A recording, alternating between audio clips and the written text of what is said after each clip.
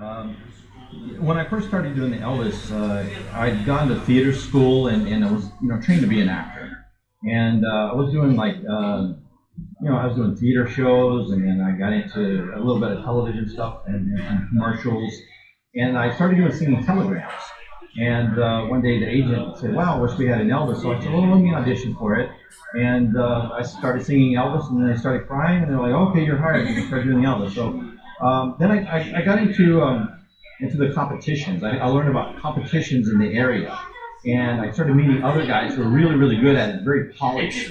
I might have a little bit of voice and a little bit of costume and stuff like that, but I realized you have to have like the authentic costumes. This is like an exact replica of this Phoenix. So you have to have the look, you have to have the moves down, you have to have the voice. And my very first vocal coach actually taught Celine Dion and Annie Lennox of the Eurythmics. So I had a really good foundation my first year of training. And once I started doing that, I started winning the competitions. So that really, really helped. And then one thing that I advise brand new guys that are getting into the industry is watch Elvis. If you're going to do 10 songs in a show or 20 songs, take those 20 songs, put it on one videotape or one video, and watch that thing over and over, like hundreds of times. Sing when Elvis sings, breathe when he breathes, move when he moves, walk the way he walks, shake the way he shakes, whatever, and do it over and over and over until it becomes your own movement. So that's, yeah. You become Elvis. Exactly. Elvis Yes. consumes you. Yes. What are the few things that you really know about Elvis? Because I know that you know some of his friends, and you in fact do have some secrets which you can't reveal. Yeah, but yeah. as much as that you can, how much can you tell us about Elvis that maybe some of us don't know? Well, I'm trying to think of, over the years, I worked with his stage manager. Al DeVoren was a friend of mine. He was a gentleman that always said, "Ladies and gentlemen, Elvis has left the building. Thank you and good night." He had actually managed Bozo the Clown. I don't know if that was ever famous here. Eddie, he worked with a bunch of famous country acts and stuff before he worked with Elvis. And anyway, he's told me a lot of anecdotal things, and also some of his other friends, Charlie Hodge, Ed Bonja.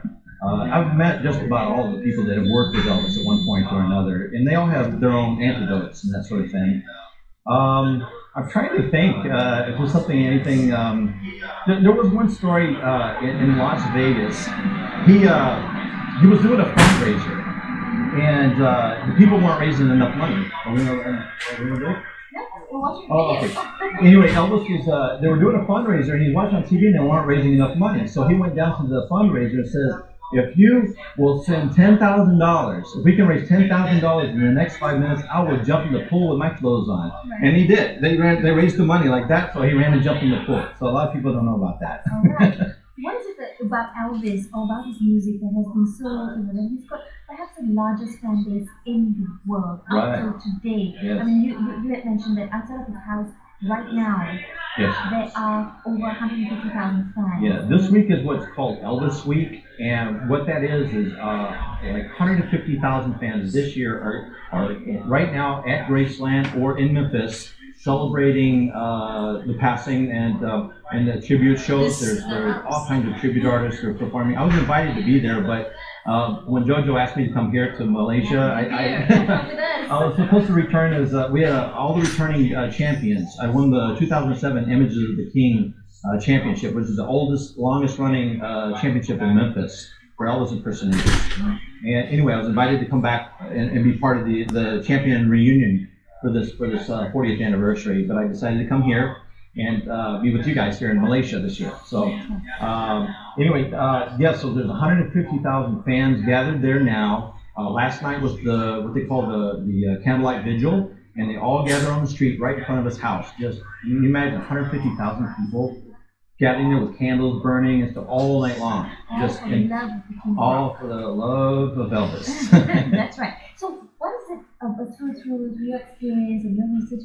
What is it about Elvis and his music that has been so captivating? It has got fans all over the world today. What's so weird? The thing about Elvis and growing up in the South. I'm from Fort Worth, Texas, the Dallas area, Dallas, Texas. You grow up listening to Elvis, watching his movies and everything. You feel like he's part of your family. you know, and the words resonate from his songs, they resonate with you. And his voice was just like velvet. I mean, how many women, they still scream, you know, when they hear it. Look at all of us here, we're all sort of giggling away. Yeah, and the thing about Elvis, he appealed to men and women, Right. you know. He appealed to men. He was like a manly man, and he was the kind of man that every woman wanted to be with, and the kind of man that every man wanted to be. Yeah. You know, even my father had the old pompadour, you know, the hair up like this, you know. And this is real. That's real. Ladies and gentlemen, it is real. It's not a wig. I used to be a blonde, but but it's still real. yes.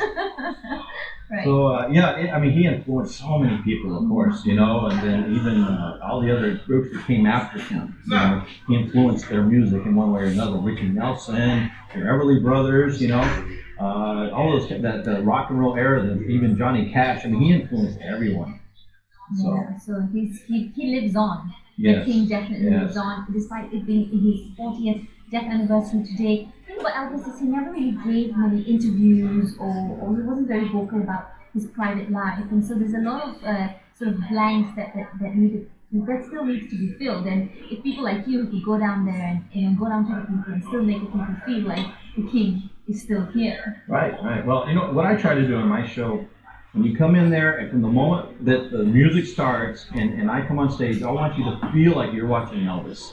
You know, like a lot of people, like they'll stay Elvis the whole time. They're on stage, you know, when they're talking to you like now, they're talking like Elvis, you know, the whole time. Well, I try to be Elvis on stage so that when you see and you hear me, it's like you catch the magic of Elvis, and you hear it and see it, and then you understand it. I've had so many fans come up to me afterwards and say, I was never a fan of Elvis impersonators until I saw you, because now I get it. Yeah. They go, that's about as close as you're going to get to Elvis, and seeing a really good Elvis tribute artist. Oh, it's my lucky day. All right, so let's talk a little bit about the show tonight. It's on at 9 p.m. at the Hard Rock Cafe. Start at 9 p.m. We also have a special guest today. Chris Pat will be there. Listen, we have a 7-piece band with 3 backup singers, so basically a 10-piece band. Will be backing me up, and we're doing rock and roll songs. We're doing the power ballads that everybody loves. It's going to be a really good show. A lot of fun. We had a rehearsal yesterday, and the band just blew me away. Some of the best musicians in Malaysia are going to be backing me. So thank you guys. I appreciate it.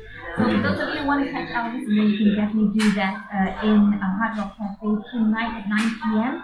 Let's talk a And little bit about tomorrow in Malacca. And tomorrow Yeah. in Malacca. Here in Hard Rock Malacca. Malacca. Hard Rock Malacca tomorrow night. Fantastic. Let's talk a little bit about the costume that we have on. Yes. It's an exact replica. Can I stand up? We can't yet A little bit? handle the ears that much. Okay. Even on the back. Whee! Great, yeah. This is the Phoenix, the silver Phoenix. And it's an absolute replica of something Elvis Yes. wore as This well. was actually made by AJM Costumes in Thailand. A friend of mine has started specializing in Elvis costumes there, and he's doing really well there. And also, the suit I'll be wearing tonight, it was actually made by the guy that made Elvis's jumpsuits.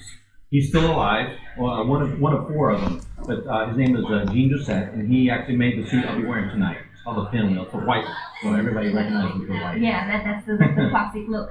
Well, Elvis, I can't let you go without letting us hear your wonderful voice and take us back into time.